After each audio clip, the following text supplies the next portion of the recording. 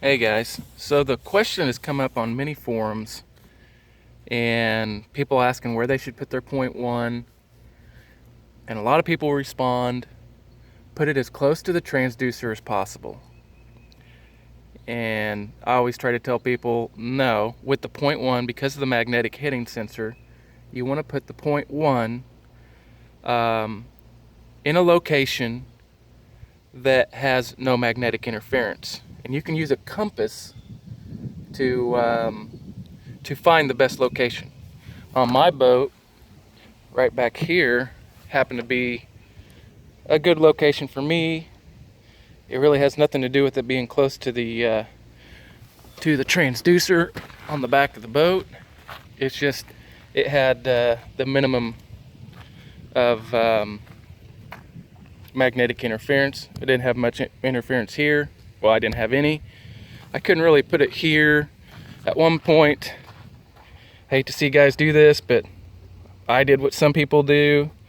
I drilled a hole. Well, I had some magnetic interference down in here, and it was from the horn that's on my boat. I guess I could have moved it, but anyway, I moved it back there, and I don't have any magnetic interference. As you can see, it's a blue sky today, very little clouds, so I have a pretty good GPS signal. And so what I did, I have the boat. I've been sitting out here letting it run for about, I guess it's been only like maybe 20-30 minutes. And so this is what I got. So what I did is I reset my trails, and then I added a waypoint. And the boat had already been sitting out. It already had locked on the satellites. It'd been on the satellites for about 10-15 minutes.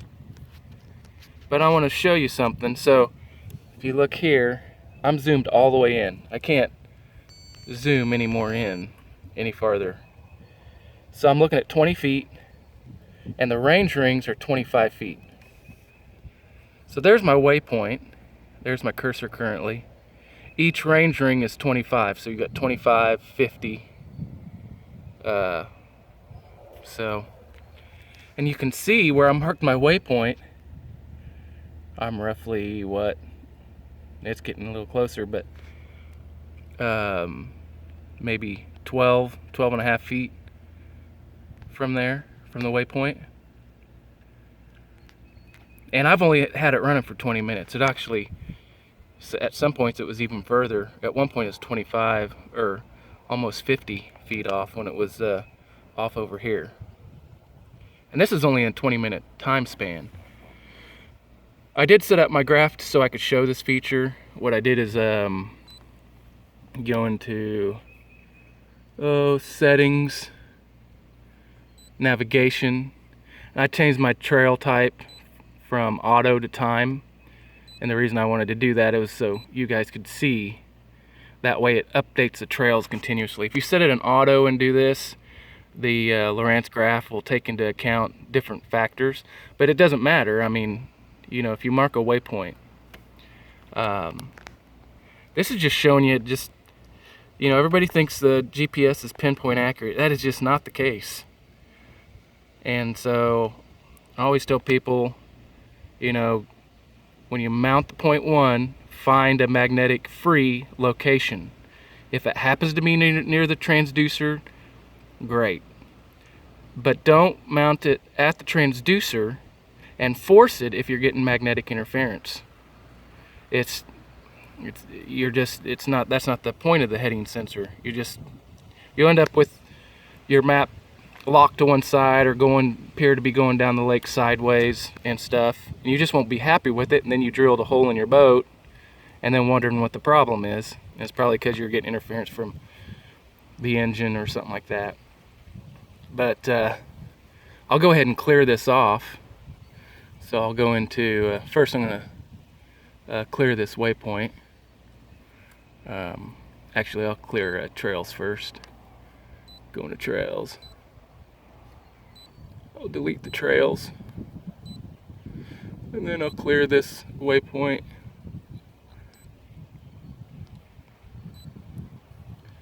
Nearest, yep. delete it, delete. Okay, clear cursor. Okay, I'm gonna create a waypoint. Actually, I'm gonna start my trails first. Go into trails, start a new trail, go back in.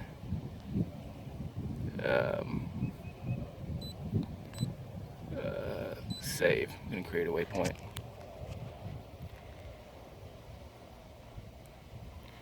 So I've just restarted it.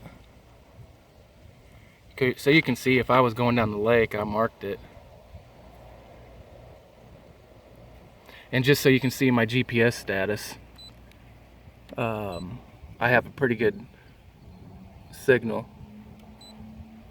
So there we are. I got WAS turned on from the 0.1, 10 hertz. I have the filter set to auto. So standard features everybody will be running. But as you can see, I have really good signal. My estimated EPE is 11.8. So pretty good. I got pretty good signal. Like I said, it's a freaking clear day. So let's see where we're at on the map. It's only been running for a couple minutes.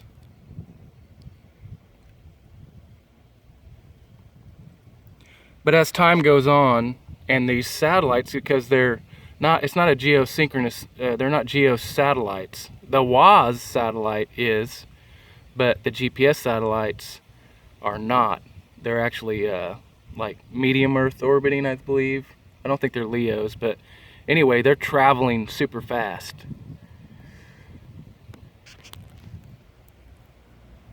But we'll sit here and watch it for a few minutes, see how far it gets off.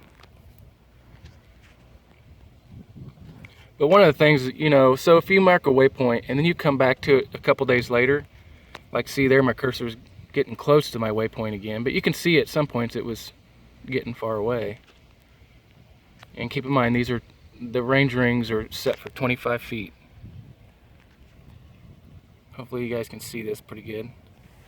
Again, I'll show the focus. Yep, there you go. So I'm zoomed in all the way. Range rings are 25 feet.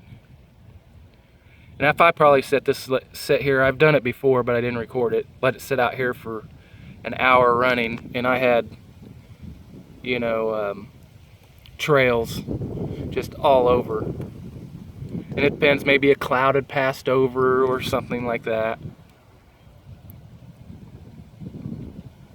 But I guess that's the main point I want to point out, is that if you get a 0.1, your primary focus should be avoid magnetic interference. And you can use a compass. I might make a demonstration. I got to find my compass to show how to do that. But you're just looking for deflection in the compass you're looking for possible locations. Usually the bow by the trolling motor is the worst. A lot of guys will have problems, like they'll have their trolling motor deployed and they won't have an issue. And then they go and stow it, and then their graph's going crazy, or locks. It appears they're going sideways down the lake. So I know a lot of people say, you know, mount as close to the transducer for accuracy of waypoints, but I'm here to tell you, I mean, we haven't been running this long. I mean, we're still pretty close, but on a cloudy day or something, it's not going to be as accurate as this. And it's not a problem with Lowrance. It doesn't matter. All the graph manufacturers, Garmin, Humminbird, you know, Lowrance, they're going to have the same issue. And I wouldn't call it an issue. It's just, that's just how GPS works. I mean, it's not super key point accurate. Now military, you know, they use geo-reference points and stuff to get super accurate. People who do surveying use a reference point to get super accurate. We as bass boaters, we don't have a $6,000 piece of equipment and reference points set out at a known location to get super accurate locations. Just ain't gonna happen on a bass boat. But we haven't been going too long here, but you can see I'm bouncing all over. Like I said, I'm zoomed all the way in. And So anyway, I mean, I'm not arguing that, you know, you can't put it next to your train. That's fine, as long as you don't have any magnetic interference. The main thing of the .1 was to keep your map from spinning with the heading sensor. And that's what you should focus on when you install it. Not like some people suggest and say, put it as close to your transducer as possible. Too many people have done that and then come back on. I'm going sideways down the lake. What do I do? Something's wrong with my .1, or I can't calibrate my .1. And then come to find out they're getting interference from, you know, the starter in the engine, or if they mount it on the bow, from the trolling motor magnets in the lower unit of the trolling motor. And they're unhappy, and they've drilled a hole now in a freaking $50,000 bass boat. I would be pissed too.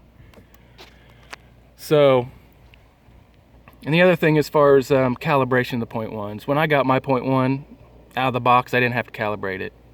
I have calibrated it, didn't really make a difference. But if you have an issue with your .1, say it appears you're going down the lake sideways and stuff, you can try calibration, but it's probably more likely going to be magnetic interference. In some cases it will fix it, but the only thing the calibration does when you run calibration is internally, if the chip inside here gets off and it thinks the front, all it does is realign the internal chip with the arrow right here. That's all it does. So say through shipping, when they ship them to you, maybe the antenna had passed through some scanners or something that had high magnetic, you know, I don't know, they're looking for bombs or something, and your GPS package passes through some kind of, with a heavy magnetic flux, it may offset this from the factory. Mine wasn't like that. It was pretty much ready to go. Even though I did calibrate it, didn't make much of a difference. But it doesn't hurt to calibrate brand new. I'm not saying you shouldn't, but anyway, here we've been running for a little bit. Like I said, I could sit here and let it run for an hour, and it'll get off. So you can see just by me going over by the antenna, I kind of threw it off a little bit. So anyway, I guess that's all. I just wanted to point that out to you guys. And just show you. I just hate seeing people drill holes in their boats because people say to put it as close to the transducer as possible for the most accuracy of the waypoint. I mean, like I said, it doesn't hurt, and if it works out, like mine is pretty close to my transducer, but it just worked out that that was the best location. But on some boats, it's not the case. Remember that .1 is 2 devices in one. It's a satellite receiver, GPS receiver, and a heading sensor. And the primary purpose most people buy a .1 is for the heading sensor feature, to keep the map from spinning, and also be able to locate waypoints offshore. GPS is kind of secondary. I mean, our graphs already have high quality, good GPS receivers in them. So I could technically, I think my front graph, I'm using the .1 for reference for GPS for all of my units, my graphs. But some guys will set the bow unit, for the GPS signal to come from it. I don't do it is because the GPS antenna is right here, and the antennas are designed to kind of pick straight up. Basically from here on the unit, it's basically looking up to the sky. Well, if you imagine you have your unit mounted in a console, well now, I mean, fiberglass and stuff ain't gonna block the signal unless there's some metal. Maybe on some boats there's metal that may block the signal when they're flush mounted in the console. In that case, you may have some signal loss or poor GPS signal. We'll go back in here and look, see what our status of our GPS is. See how. Yeah, we still got pretty good.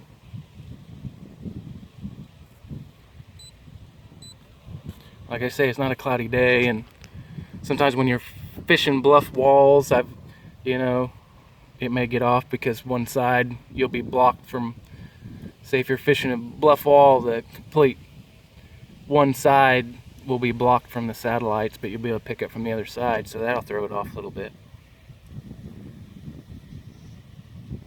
So anyway, I think that's all. I just wanted to show you guys that. Maybe I'll take a picture after this thing's been running for, 2 hours. And if you run it long enough for 12 hours, you actually start to get a perfect circle. I mean, all this will be filled in, and you may be it'll all be filled in with the trails. It's called I think they call it the mask, GPS mask, I believe is what they call it in the survey world.